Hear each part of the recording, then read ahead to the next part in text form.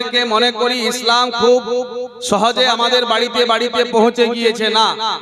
এই ইসলামকে আমাদের বাড়িতে পৌঁছাতে গিয়ে হাজার হাজার সাহাবায়ে কেরামের গর্দন কিন্তু আলাদা ছিল আর ধর আলাদা ছিল।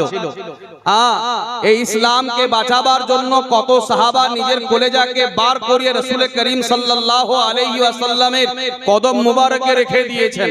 আর প্রত্যেক সাহাবার একটাই কল ছিল, একটাই কথা ছিল যে ইয়া রাসূলুল্লাহ সাল্লাল্লাহু আলাইহি ওয়াসাল্লাম, হুজুর যদি ইসলামের জন্য, আপনার জন্য এবং আল্লাহ তাবারক তাআলার এই দ্বীনের জন্য যদি নিজের জানকে আপনার কাছে কুরবান করে দিতে হয়, আল্লাহর দ্বীনের জন্য নিজের জানকে যদি নাবুদ করে দিতে হয়, তো আমরা কোনোদিন দ্বিধাবোধ করব না।